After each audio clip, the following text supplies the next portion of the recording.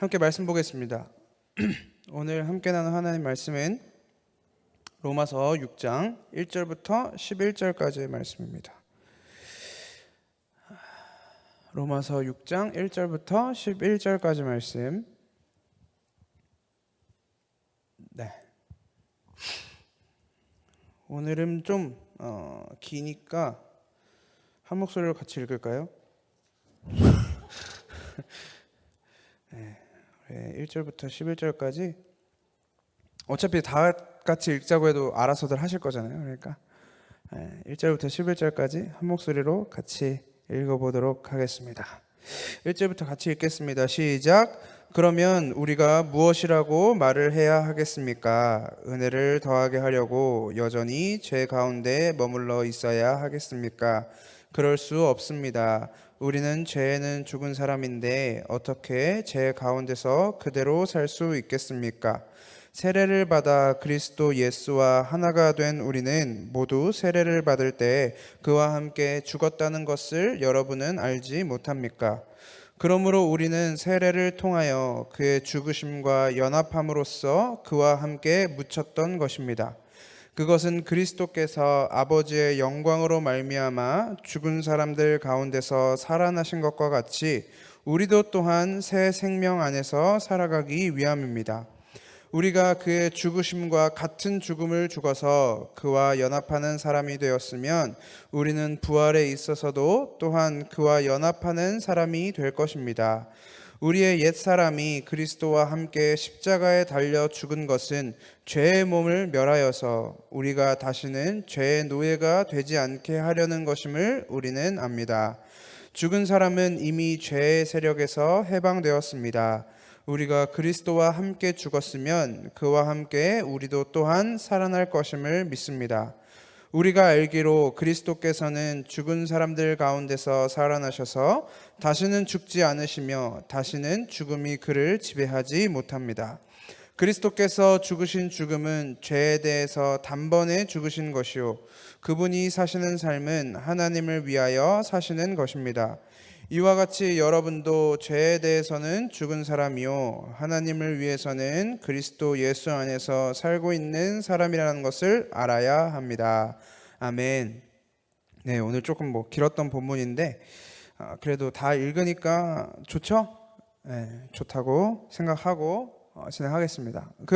오늘 설교 시작하기 전에 여러분들한테 한번 점검을 해봐야 될 게 있어요. 아까 제가 한 분한테는 점검을 했는데 혹시 오늘 만화 사도신경 읽고 오신 분 손 한번 들어주시겠어요? 나는 다 읽고 왔다. 부끄러워서 못 드시는 분도 있으시죠? 네, 알고 있습니다. 일단 한 분 정도.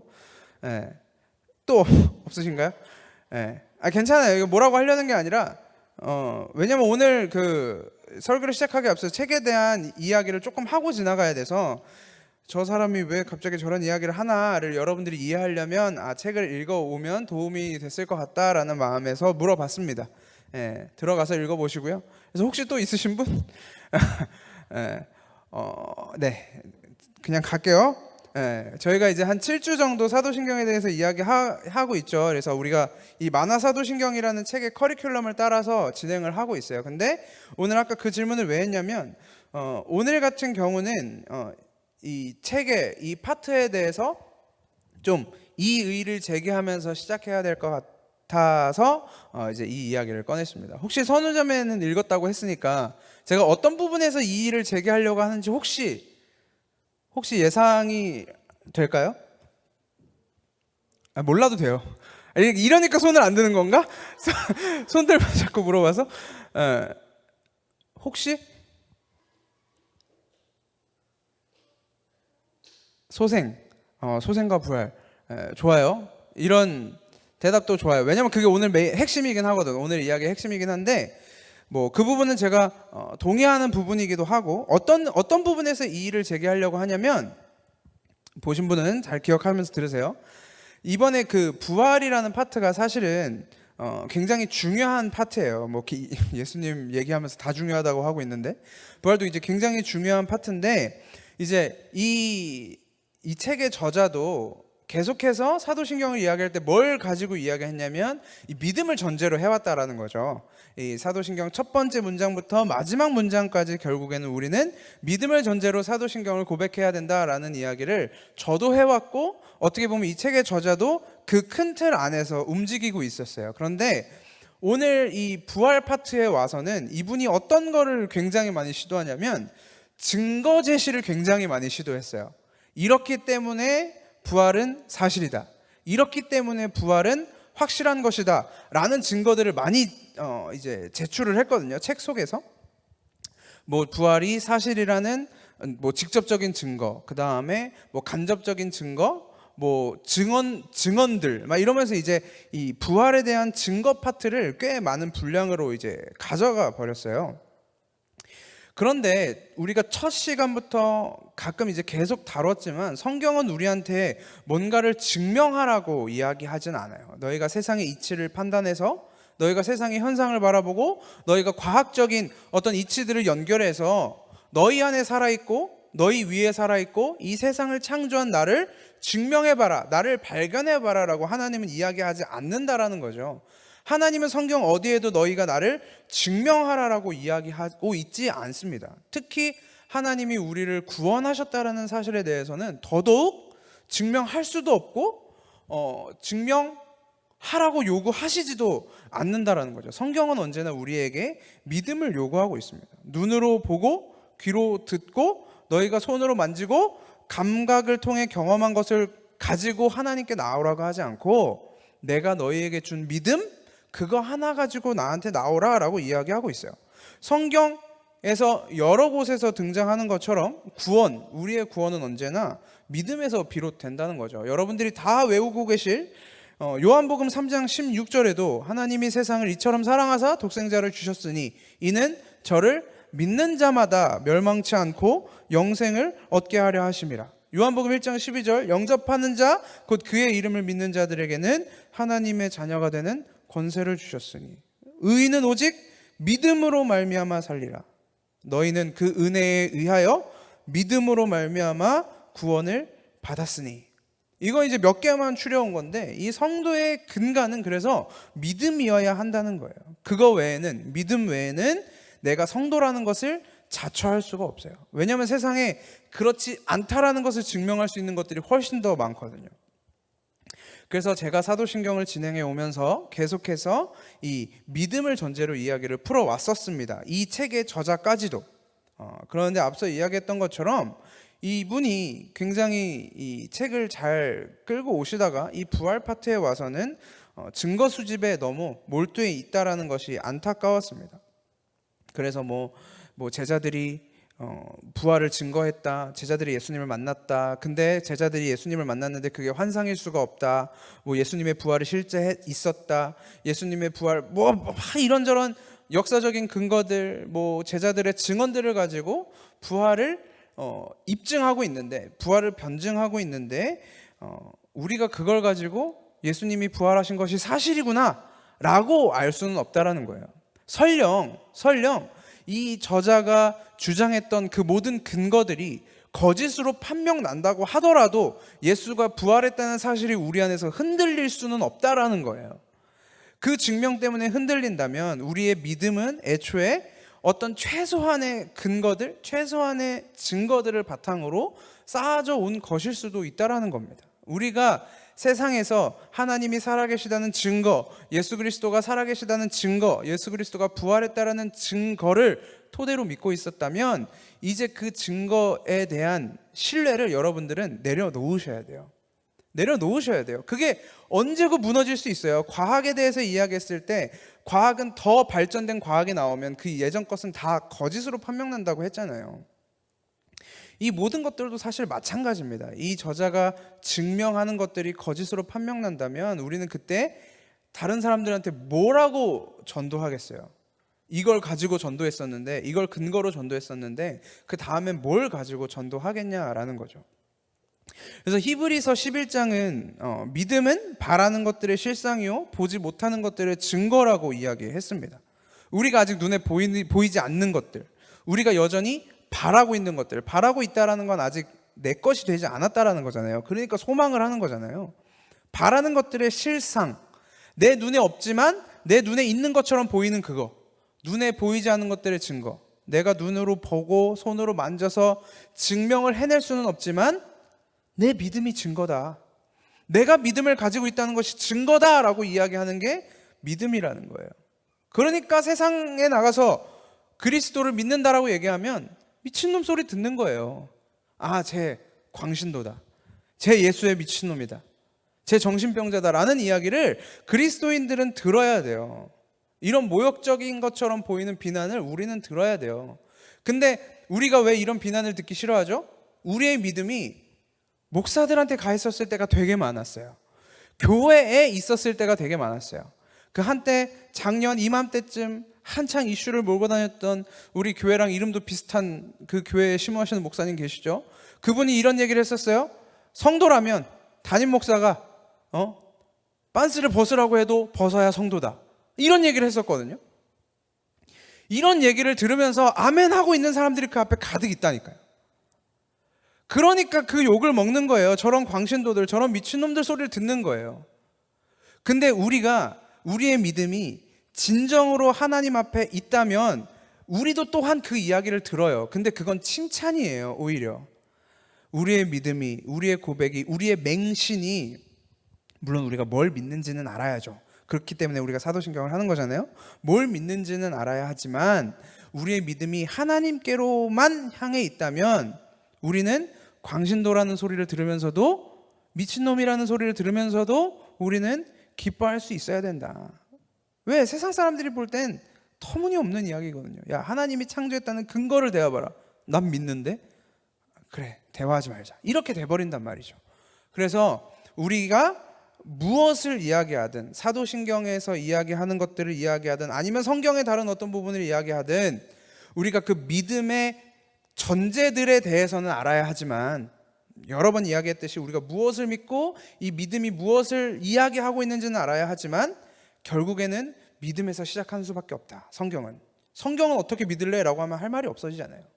그래서 모든 것은 믿음의 그 본질이 있고, 그렇게 우리는 믿음을 따라서 예수의 부활까지 왔다라는 것입니다. 오늘 이창현 전사님이 시작하면서 사도신경을 배우고 있는데 사도신경을 한 번도 안 했다, 이제 이런 이야기를 했었는데, 사실 저도 그 생각이 있었어요. 오늘 이창현 전사가 새치기를 해버렸는데, 원래 이제 다 하고 다 끝내고 나서 우리가 복습하는 의미로 우리가 이런 고백을 하면서 해보자라고 했었는데, 뭐 중간 점검하는 것도 좋은 것 같아요. 중간고사도 보잖아요. 이제 중간고사 보고 기말고사 기간인 걸로 알고 있는데, 중간고사 보는 것처럼, 왜냐면 이렇게 되면 그런 생각이 들 것 같았어. 나는 오늘 약간 그런 생각이 들었는데, 여기까지는 했고 뒤는 안 해서 뒤는 뭐지? 약간 이런 생각이 들 수도 있을까봐 했는데 좋았던 것 같아요. 저는 여러분들도 계속 신앙 고백을 하시면서 내가 믿는 바, 우리가 믿는 바를 점검하시고 그렇게 고백해 나가셨으면 좋겠습니다. 아까 앞에서 이야기했던 것처럼 예수의 부활이 굉장히 중요하다라고 했습니다. 이 기독교 신앙에 있어서 핵심이라고 이야기했어요. 근데 이 예수 그리스도의 부활이 우리에게 너무나도 중요한 이유가 하나 있습니다. 그것은 뭐냐면, 모든 사람들이 다 죽기 때문에 그래요. 모든 사람들이 다 죽기 때문에. 예수의 부활이 없었다면, 예수님이 만약에 부활하지 않았다면 우리의 죽음이나 예수의 죽음이나 사실 별반 다르지 않을 수도 있다. 뭐가 그렇게 다르냐? 사람은 다 죽는데, 누구나 죽는데, 예수님이 우리의 죄를 대신해서 십자가에 죽었어. 그러면 내가 죽어도 되는 거였잖아. 예수님이 대신, 내가 대신, 딴 사람이 대신 죽을 수도 있었다라는 거죠. 만약 예수님이 죽음에서 끝나버렸다면. 역사 속에서 그 누구도 죽음에서 벗어나지 못했고 죽음을 정복한 사람들이 없었어요. 세상의 위대한 제왕들이라고 하는 사람들도, 세상의 모든 것을 다 가진 사람들이 항상 마지막에 갖고 싶었던 건 뭐냐면 영원한 생명이었잖아요. 영원한 생명, 영원한 젊음. 그래서 자기 부하들을 시켜서 뭐 불로초니 막 이런 것들을 막 맨날 찾아다니기도 했고, 어떤 여자들은, 이 여왕들은 이 어린아이의 피로 목욕을 하면 영원한 젊음을 얻을 수 있다라 그래서 막 그런 이상한 짓들도 하고 그렇게 살아왔잖아요. 그 누구도 이 영원한 삶 밖으로 나가보질 못했어요. 다 죽었단 말이에요. 다 지금 흙더미가 돼 있어요. 그래서 요즘에는 최근은 아니고 좀 지난 얘기인데, 예전에 제가 흘러가는 이야기로 들었었는데, 이 사람의 뇌를 그 완벽하게 다른 사람의 육체에 이식을 할 수 있게 되면 이 사람이 몸은 바뀌지만 뭐 정신은 영원히 살 수 있다, 뭐 이제 이런 이야기도 제가 지나가면서 들었던 게 있는데, 사람들이 이런 연구를 계속하는 이유도 결국에는 죽고 싶지 않다, 영원히 살고 싶다라는 그 갈망이 우리 안에, 그리고 사람들 안에 있다라는 겁니다. 뭐 여러분들 안에 없을 수도 있죠. 저도 그렇게 사실 영원히 살고 싶진 않아요. 근데 이제 뭐 일반적으로 그렇다라는 거죠. 그래서 예수의 죽음이 우리가 지난주에 다뤘던 것처럼 아무리 특별한 죽음이었다고 하더라도 그 죽음이, 예수의 죽음이 말로 설명할 수 없는 사랑의 죽음, 우리의 죄를 모두 다 대신 짊어지고 간 대속적 죽음이었다고 하더라도, 예수가 만약에 죽은 그 상태로 있었다면 우리에게는 그의 죽음이 아무런 의미가 없었을 수도 있다라는 겁니다.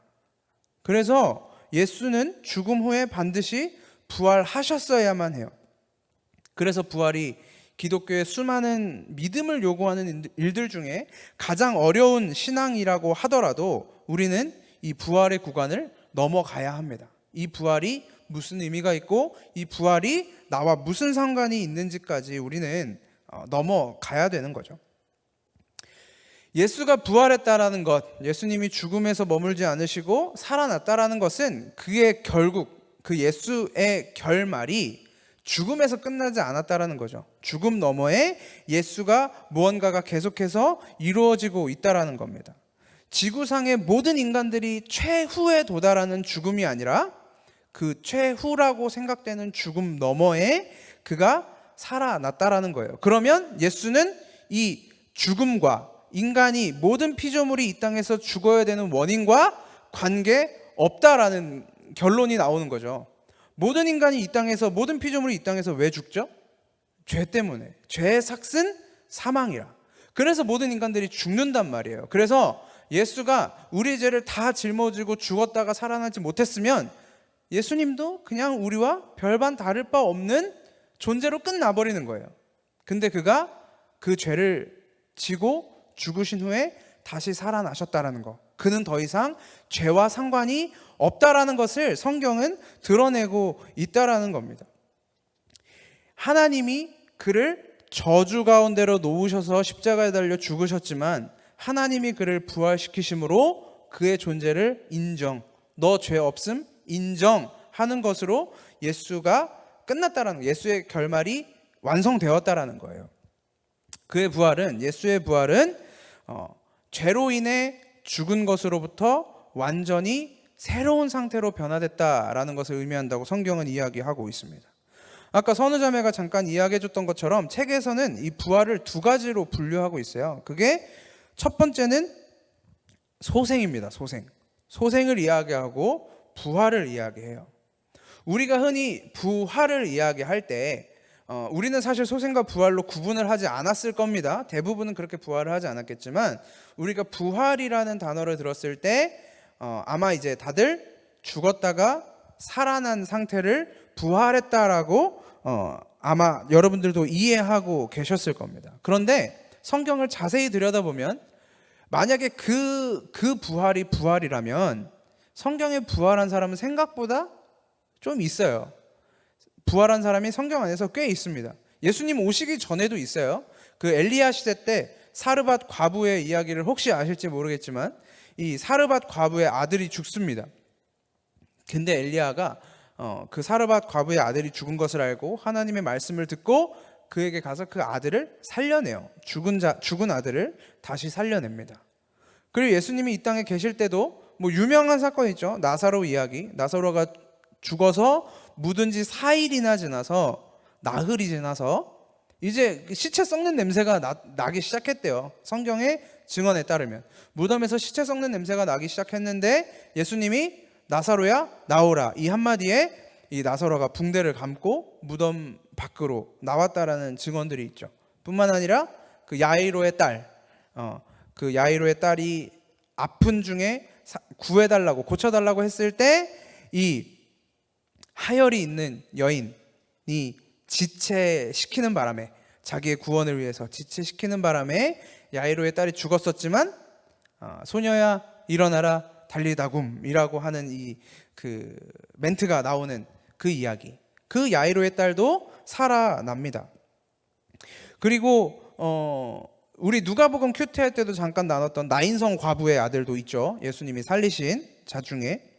그리고 예수님이 승천하신 이후에 사도 바울에게서도 이런 일들이 일어나요. 사도 바울의 설교를 듣다가 3층에서 유두고라는 청년이 떨어져요. 건물 3층에서 떨어져서 죽습니다. 근데 이 사도 바울이 이 유두고라는 청년을 살려내요. 그 부활시킨단 말이죠. 그래서 우리가 단순히 죽음에서 삶으로 다시 살아나는 것을 부활로 정의한다고 하면 예수만 부활한 것이 아니라 사실 꽤나 여러 사람들이 성경 안에서 부활했다라고 볼 수도 있습니다. 그리고 사실 실제 우리 세계 속에서도 그런 일들이 종종 일어나죠. 심장이 잠깐 멈췄다가 그래서 사망 선고를 내렸는데 갑자기 심장이 뛰기 시작하면서 영안실에서 깨어난 사람도 있고, 사망 선고를 내렸는데 다시 심장이 뛰는 일도 있고, 그런 일도 있죠. 그래서 이 부활이라는 것은 단순히 심장이 멈췄다가 사망 선고를 받았다가 다시 살아나는 것을 성경에서는 부활이라고 하진 않는다. 그러면 이 소생과 예수 그리스도의 부활이 무슨 차이가 있을까? 결과적으로 무엇이 다른 것일까? 뭐가 다를까요? 나사로의 부활과 예수의 부활이 뭐가 다를까요? 이 유두고의 부활과 예수님의 부활이 뭐가 다를까요? 책을 아마 읽으셨으면 여러분들이 답을 할 수 있었겠지만 이 소생과 부활의 차이, 지금 앞에서 예를 들었던 사람들은 다 소생이라고 정의를 하겠습니다. 이 소생과 부활의 차이는 뭐냐면, 가장 결정적인 차이는 뭐냐면 소생한 자들은 결국 다시 죽었다라는 거예요. 그들이 한번 다시 죽음에서 살아남을 맛보았지만 결국에는 다 죽음을 피할 수가 없었다. 사르밧 과부의 아들도 나사로도 야이로의 딸도 유두고도 결국에는 이 땅에서 죽음을 경험했을 것이다. 인간은 누구나 다 죽음이라는 형태를 통해서 이 땅에서 벗어날 수밖에 없어요. 죽었던 상태를 잠시 벗어나서 다시 이 땅에서 살다가 결국에는 또다시 죽음으로, 완전한 죽음으로 마무리될 수밖에 없는 인생이 우리의 인생이라는 거죠. 여러분과 우리, 성경에 등장하는 수많은 인물들의 인생. 근데 성경은 예수의 부활과 이런 소생을 같은 선상에 두고 있지 않습니다. 예수는 죽음에서 부활하셨고, 그리고 다시 죽음을 보지 않고 하나님의 우편에 앉아 계시죠. 그것이 부활이에요. 다시 죽음의 상태로 돌아가지 않는 것, 내가 다시 죽지 않아도 되는 것, 그것을 우리는 부활이라고 합니다. 영원한 죽음의 상태에서, 그리고 죽었어야만 하는 상태에서 영원한 생명으로 옮겨지는 것. 예수가 단순히 나사로나 야이로의 딸이나 유두고나 이런 인물들처럼 소생한 것이 아니라 부활했다라는 것이, 그가 다시 죽음으로 자신의 삶을 끝마치지 않았다라는 것이 우리에게 중요한 이유는 예수의 능력을 자랑하기 위함이 아니에요. 그게 뭐 그렇게 중요하겠습니까? 예수님이 인간들한테 자기 능력 자랑해서 뭐 하시겠어요? 나 이런 사람이야, 나 이 정도 되는 사람이야, 너네 다 내 앞에서 꿇어. 이게 예수님한테 뭐가 얼마나 중요하겠습니까? 만약에 예수님이 그런 존재였다면 우리도 예수님한테 똑같이 그렇게 얘기해. 그래서 뭐 어떡하라고?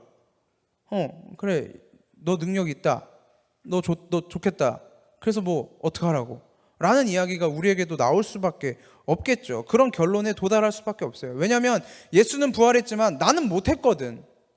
이 세상 그 누구도 예수의 부활을 경험하지 못했거든. 육체의 죽음과 이 육체가 다시 새롭게 부활하는 것을 경험하지 못했기 때문에 그 부활이 우리의 부활과 전혀 상관이 없다라는 겁니다. 예수를 제외하고 모든 인간들은 다 기껏해야 소생밖에 하지 못했어요.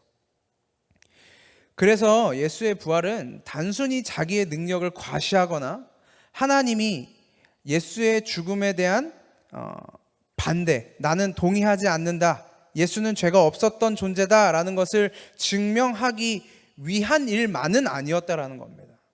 예수의 부활은 반드시 우리와 깊은 연관성을 가지고 있을 수밖에 없어요. 그 예수의 부활 안에 우리를 향한 하나님의 뜻이 담겨져 있다라는 겁니다. 고린도전서 15장에서 사도 바울은 예수님의 부활에 대해서 이야기하면서 그 가장 먼저 그리고 가장 크게 꺼내놓는 것이 하나 있습니다. 그것은 그리스도 예수의 부활은 예수 자신의 것일 뿐만 아니라 예수와 함께하는, 예수를 믿는 자들에게 반드시 따라오게 하시는 첫 열매라고 이야기해요. 첫 열매가 되셨도다.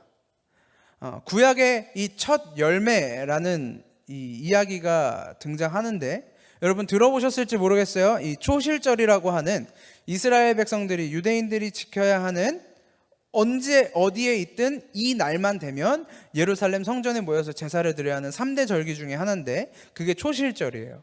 초실절이 뭘 기념하는 날이냐면 이 첫 열매를 기념하는 날이에요. 이스라엘 백성들이 씨를 뿌리고 첫 열매가 맺어질 때 그것을 기념해서 하나님 앞에 제사를 드리는 게 바로 초실절입니다. 그거를 다른 말로 칠칠절이라고 하기도 하고, 이제는 그 시기가 무슨 시기냐면 성령 강림절이 그 시기예요. 그게 다 같은 날짜입니다. 6월절로부터 50일 뒤, 그게 초실절, 칠칠절, 훗날 성령 강림절, 이제 이렇게 돼요. 이 초실절이 유대인들에게 주는 의미는 어떤 것이었냐면, 우리가 곡식을 심었을 때 이 열매가, 씨앗이 나고 열매가 나잖아요. 그래서 그걸 수확했어요. 첫 열매를 수확했다라는 의미는 반드시 이 열매 뒤에 다른 열매들도 따라 올라올 거다라는 것을 상징하는 게 초실절이었어요. 이 첫 열매로 끝나는 게 아니라, 첫 열매를 내가 거두었기 때문에, 이 첫 열매가 났기 때문에 이 씨앗을 통해서 계속해서 곡식들이 나올 것이다, 계속해서 추수할 수 있을 것이다 라고 의미를 주었던 게 바로 이 첫 열매고 초실절이에요. 그래서 사도 바울이 고린도전서 15장에서 첫 열매에 대한 이야기를 하고 있는 거예요. 그리스도의 부활은, 그리스도는 첫 열매로서 부활하셨다. 그 이야기는 예수와 함께 있는 자들, 예수의 부활을 믿는 우리에게도 동일한 부활이 임할 것이다, 단순한 소생이 아니라 부활이 있을 것이다 라는 것을 사도 바울은 이야기하고 있습니다. 예수와 함께 죽었던 자들은, 그리스도와 함께 죽었던 자들은 반드시 그리스도와 함께 부활할 것입니다. 그래서 중요한 게 죽는 거예요. 먼저 죽어야 부활할 수 있잖아요. 여러분들 지금 많이 피곤하죠? 피곤한 사람들이 보이는데 잠에서 깨려면 먼저 자야 돼요. 그래야 깨는 거잖아요. 잠에서 깨려면 먼저 자야 되잖아요. 잠에서 깨야 돼요. 부활도 마찬가지예요. 우리가 죽어야 부활합니다. 그런데 예수의 죽음과 부활은, 물론 예수님은 육신의 형태로서 죽음을 당하셨고 또 새로운 몸으로서 부활하셨지만, 예수의 죽음이 우리에게 상징하는 것은 육신의 죽음을 의미하는 것은 아니잖아요. 성경이 이야기하는 것처럼, 우리가 오늘 로마서 6장 7절에서도 읽었지만, 죽은 사람은 이미 죄의 세력에서 해방되었습니다. 우리가 그리스도와 함께 죽었으면 그와 함께 우리도 또한 살아날 것임을 믿습니다.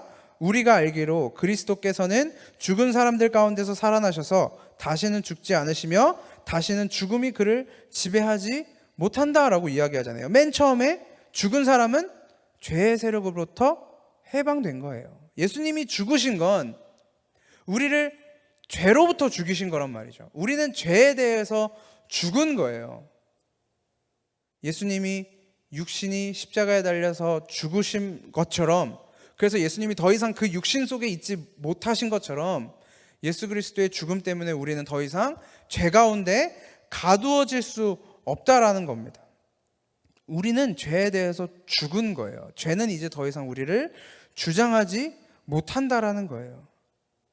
그리고 부활하셨죠. 예수님이 부활하셨습니다. 그러면 우리는 뭘로 부활해야 되는 것이냐? 우리의 삶은 예수와 함께 죽고 예수와 함께 부활했다면 그 다음 우리는 어디로 가야 되는 것이냐? 그게 예수님의 부활이 우리에게 주는 가장 큰 핵심적인 내용이 될 수 있겠죠. 왜냐하면 이 부활이 단순히 내 몸의 부활을 의미하는 거라면, 우리가 나이 먹어서 죽든 뭐 병에 걸려서 죽든 뭐 사고로 죽든 어쨌든 이 세상에서 숨이 끊어지기 전까지 예수의 부활이 나랑 아무런 상관이 없잖아요. 우리가 단순히 하나님의 나라에 들어가기 위한 부활만 있다면, 그러면 100년 사는 사람은 100년 동안 부활이랑 상관없는 거잖아요. 50년 사는 사람은 50년 동안 부활이랑 상관이 없는 거잖아요. 그러면 우리가 이 기쁜 부활을 경험하기 위해선 최대한 빨리 죽어야 되나요? 그렇지 않단 말이죠. 우리가 하나님께서 우리에게 이 역사 속에서 허락하신 이 시간들이 그렇게 아무런 의미도 없이 단순히 육신의 죽음과 새로운 육신으로 부활하는 것만을 보기 위해 주신 게 아니라는 거죠. 그럼 우리는 이제부터 계속 기도해야 돼요. 하나님, 빨리 부활 보게 빨리 죽여주세요. 그런 기도가 온라인을 통해서 세상에 퍼져나가게 되면 그땐 진짜 미친놈 소리를 듣는 겁니다. 저 교회는 문제가 있다라는 이야기를 듣게 되는 거예요. 제가 지금 이야기를 진행하다가 막 여기저기 뛰어가지고 지금 원고가 어디 있는지 모르겠어요. 그래서 이제 아마 제 머릿속에 있는 내용들로 아마 진행해야 될 수도 있는데, 그래서 막 왔다 갔다 할 수도 있어요. 네. 뭐 놓쳤어요. 이미 날아갔어요. 그래서 우리 죄에 대해서 먼저 이야기해 봅시다. 죄는 우리가 지난주에 이야기했던 것처럼 단순히 우리가 무슨 누군가를 미워하거나 누군가를 시기하거나 혹은 어렸을 땐 누군가에게 욕을 한다거나 뭐 도둑질을 한다거나 사기를 친다거나, 이건 물론 죄지만 이게 죄의 근원은 아니라고 했었습니다. 이건 죄에 대한 증상이고 죄에 대한 결과물일 뿐이에요. 그러면 성경이 말하는 죄는 뭐냐면 하나님으로부터의 단절이라는 거죠. 하나님으로부터의 단절. 하나님과 단절됐기 때문에 우리는 하나님의 속성에 없는 것들을 할 수밖에 없는 거예요. 뭐 쉽게 이야기하면 주일학교 다녔던 분들은 다 아시겠지만, 우리가 감기 같은 거 걸렸을 때 보통 이제 어떤 사람들은 위에서 아래로 내려간다고 하고 어떤 사람들은 아래에서 위로 올라간다고 하는데, 이제 두통이 나기 시작하고 고열이 나기 시작하고 이제 눈이 붓기 시작하고 코가 막히고 편도선이 붓고 몸살로 이제 끝나는 사람이 있고, 이제 그 반대로 간다는 사람도 있는데, 우리가 고열이 나고 이 편도선이 부어서 침 삼킬 때마다 그 아픈 와중에도 우리는 편도선이 부은 이유가 감기 때문이라는 것을 알고 있잖아요. 그러면 감기만 나으면 이 증상들은 완치될 거라는 거 우리는 알고 있단 말이에요. 근데 죄에 대해서는 우리가 자꾸 그렇게 생각하지 않아요. 우리가 죄 때문에, 하나님이랑 단절된 것 때문에 자꾸 누군가를 미워할 수밖에 없고, 누군가 때문에 짜증날 수밖에 없고, 누군가를 때릴 수밖에 없고, 무엇인가를 훔칠 수밖에 없는데, 우리는 계속해서 그거 하지 말자라는 거에만 관심이 있어요. 누구 미워하지 마, 누구 시기하지 마, 누구 질투하지 마, 사소한 거 가지고 짜증내지 마. 그런다고 되든가요? 안 돼요. 이 얘기는 마지막에, 오늘 설교 원고 마지막에 있는 건데 어차피 날라갔으니까 그냥 얘기하면, 저 오늘 아침에 출근 준비를 하다가 아주 짜증이 났습니다. 아주 짜증이 났는데, 뭔가를 내가 이렇게 제 계획대로 뭔가 이렇게 준비하고 이렇게 해야 되는데 뭔가 막 안 되는 거예요. 내 마음대로 되는 게, 뭘 이렇게 담아야 되는데 담을 봉지가 없는 거예요. 집에 한 10분 정도 찾아도 없는 거예요. 그래가지고 막 가방에 넣으랬더니 가방 찢어지고, 그 다이소에 있는 이거 있잖아요, 거기에 넣으랬더니 그 손잡이 찢어지고 막 이래가지고 막 감당이 안 되는 거예요. 그러고 집을 나오면서 제가 어이가 없어서 웃었어요. 기껏 그렇게 부활에 대해서 기껏 막 이렇게 다 적어놓고, 뭐 죄니 뭐니, 뭐 우리가 뭐 옛날 죄로부터 사는 게 아니고, 뭐 새로 태어나니 많이 이다니, 뭐 새로운 삶으로의 초대라고 거창하게 제목 적어놓고, 그거 사소한 거 하나 때문에 짜증을 그렇게 내고 있는 저의 모습을 보면서 굉장히 어이가 없었습니다. 저도 어이가 없었어요. 근데 우리가 저만 그런 거 아니잖아요. 다 그렇잖아요. 여러분 가정에서 다 부부 싸움도 하시고, 뭐 커플끼리 뭐 사랑 싸움도 하시고, 뭐 엄마 아빠랑 싸우고, 또 동생이랑 싸우고, 형이랑 싸우고 다 하잖아요. 그게 옳다고 생각해서 하는 사람은 없잖아요. 다 그래, 내가 다 품어줘야지, 내가 사랑해줘야지, 내가 이해해줘야지, 내가 용서해줘야지라고 하면서도 그게 안 된단 말이에요. 그게 죄의 증상들이에요. 근데 예수님께서 그 십자가에서 이 죄에 대한 이 근원, 하나님으로부터 단절됨을 끊어내 버리셨단 말이에요. 그래서 우리는 거기서 죽은 거예요. 죄에 대해서 끊어졌어요. 근데 성경에서 죄의 삭은 사망이라 그랬어요. 예수님이 죄를 끊으셨대요. 그러면 우리는 더 이상 죽을 필요가 없겠네요. 근데 우리는 왜 죽죠? 사람은 누구나 다 죽잖아요. 예수님이 너희의 죄를 끊어내기 위해서 십자가에서 죽으셨고 그걸 완성하셨다라고 하고, 그러면 우리는 죽지 않아야 되는데 우리는 결국 죽음으로 가요. 우리는 결국 죽음으로 간단 말이에요. 그러면 예수의 죽음이 무의미한 것인가? 효력이 없는 것인가? 예수의 부활은 도대체 무엇을 의미하는 것인가? 그 이야기를 하고 오늘 설교를 마치려고 합니다. 원래 더 길었는데 다 날아갔어요. 이제 끝낼 거예요. 하다가 생각나면 또 길어질 수도 있어요. 날아간 부분이 생각나면 길어질 수도 있는데, 뭐 얘기하고 있었지? 왜 부활? 그렇지. 우리가 왜 죽냐? 순서대로 설명을 해주자면, 우리가 죄 때문에 죽을 수밖에 없는 존재였고 그렇게 죽음을 향해서 달려가고 있던 존재였는데 예수님이 십자가에 달려 돌아가심으로 우리의 죄를 끊어내셨습니다. 그래서 우리는 죽을 필요가 없어요. 그럼에도 우리는 계속 죽으러 달려가죠. 죽음을 향해서 달려가죠. 근데 예수님이 부활하신 것이 우리가 다시 소생한 것이 아니라 끊어졌던 것에서 이 땅의 목숨이 다시 그냥 숨이 붙었다가 다시 죽음으로 달려가는 그 소생이 아니라 예수님이 부활하셨다라고 그랬잖아요. 끊어진 것으로부터 다시 연결시키는 게 아니라 새로운 삶으로 연결하시는, 새로운 인생으로 연결하시는 거란 말이에요. 그러면 이제 예수님이 우리에게 우리의 죄를 사하시고 또 우리가 계속 죽을 수밖에 없는 건 죄 때문에 죽는 게 아니라는 거예요. 죄는 더 이상 우리의 죽음을 주장하지 못해요. 죄가 우리에게 와서 너 이것 때문에 죽어야 돼, 너 이것 때문에 하나님한테서 끊어져야 돼, 너 이것 때문에 구원받을 수 없어 라고 이야기할 수가 없다라는 거예요. 비록 우리 안에 계속 죄의 증상들이 남아있지만, 그 죄의 증상 때문에 사탄이 여러분에게 찾아가서, 마귀가 여러분에게 찾아가서 너 이것 때문에 구원 못 받아라고 이야기하지 못한다라는 거예요. 그 죄는 더 이상 우리를 주장하지 못해요. 그럼에도 우리가 계속 죽어가는 이유는 뭐예요? 그럼에도 우리가 계속 이 죄의 증상들이 나타나는 이유는 뭐예요? 다시 새롭게 된 우리의 인생이 죄로 인해서 살아가는 인생이 아니라 완전하게 새롭게 된 인생을 하나님이 끌고 가시기 때문에 우리가 죽을 수밖에 없는 거예요. 우리는 계속 이 육신의 몸을 가지고 있잖아요. 이 육신의 몸을 살아가고 있잖아요. 근데 예수님이 죽으심으로 우리를 새로운 사람으로 만들어냈어요. 근데 우리가 새롭지 않죠. 여전히 옛사람이랑 똑같죠. 근데 하나님이 그렇게 했대요. 근데 안 돼요.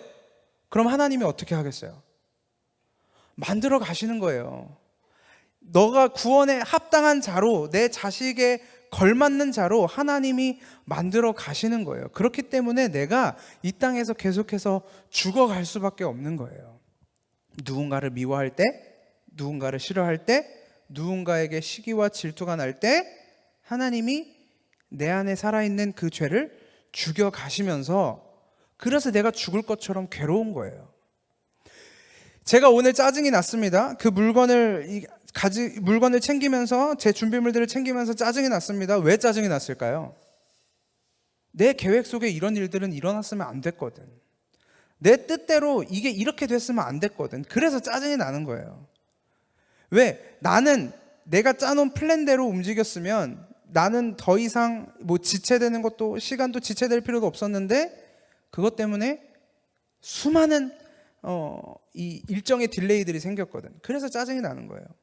옆에서 동생이, 여러분들이 공부하고 있는데, 혹은 여러분의 형, 누나, 가족이 여러분들이 뭔가를 하고 있는데 와서 계속 말을 겁니다. 계속 시비를 겁니다. 저 사람의 행동이 마음에 들지 않습니다. 왜 그래요? 그 안에 나라는 존재가 여전히 살아 있어서 그래요. 내가 하고 싶은 이야기, 내가 지금 해야 하는 거, 내가 생각하는 거, 내가 옳다라고 느끼는 거, 그것들이 내 앞에 이루어지지 않고 있으니까 짜증이 나는 거예요. 그게 왜 그렇게 중요합니까? 내가 가고 싶은 대학 가는 게 왜 그렇게 중요해요? 내가 받고 싶은 성적 받는 게 왜 그렇게 중요해요? 그것이 우리의 원래 지어진 목적인 하나님을 찬양하는데 무슨 도움을 줍니까? 서울대 수석이 하나님의 영광 돌리는데 도움이 됩니까? 물론 될 수도 있죠. 그러면 고졸은, 아니 중졸은 하나님의 영광에 도움이 안 됩니까? 당연히 도움되죠. 근데 서울대 수석을 하지 못해서 괴로운 건 내 뜻이, 내 계획이 하나님을 향한 영광에 있는 게 아니라 좋은 성적, 사람들로부터 받는 인정, 그 사회적 권위, 명예, 이런 것들이 내 안에 살아있기 때문에 짜증이 나는 거예요. 그래서 원망하는 거예요. 그래서 하나님께 나와서 뭐 얘기해요? 공부 좀 잘 되게 해주세요. 시험 잘 보게 해주세요. 여러분 이제 기말고사라서 혹시 그런 기도를 하시는 분이 있는지는 모르겠지만 시험 좀 잘 보게 해주세요. 제가 공부 많이 못했습니다. 제가 공부 안 한 거 생각나게 해달라고 기도하는 건 염치 없고 제가 본 것만이라도 생각나게 해주세요 라는 그 기도가 믿음의 기도처럼 들리십니까? 그렇지 않아요. 그렇지 않아요. 하나님은 그거에 관심 없어요. 여러분들 서울대 수석하고 뭐 직장에서 막 초고속 승진해서 연봉이 막 얼마 되고 강남에 아파트 있고 하나님 그런 거에 관심 없어요. 하나님은 여러분들의 믿음에 관심이 있어요. 여러분들이 무엇을 바라보고 있는지에 관심이 있어요. 그래서 예수님이 이것을 죄로부터 끊어내시고 우리를 새로운 사람으로 만들어 내신 거예요. 그래서 우리 안에 아까 처음에 얘기했던 대로 돌아가면 우리 안에 계속해서 괴롭히고 있는 그 죄악의 속성들은 더 이상 우리를 정죄하지 못한다는 거예요. 왜? 그거 내가 걔를 만들어가는 과정이야. 내 새끼야. 내가 알아서 할게. 내가 알아서 자식 만들게. 그게 하나님의 이야기예요. 그게 완전히 새롭게 태어난 자들의 본성이고 속성입니다. 성경은 다시는 죄가 너희를 주장하지 못하게 하겠다라고 이야기합니다. 왜냐하면 죄는 죽었거든요. 우리 안에서 죽었어요. 여러분 이게 생각보다 되게 놀라운 이야기예요. 죄가 죽었어요. 여러분들에게 죄가 없어요. 여러분들한테 죄가 없다니까요. 하나님이 너희의 죄를 단 하나도 기억하지 않겠다라고 이야기했어요.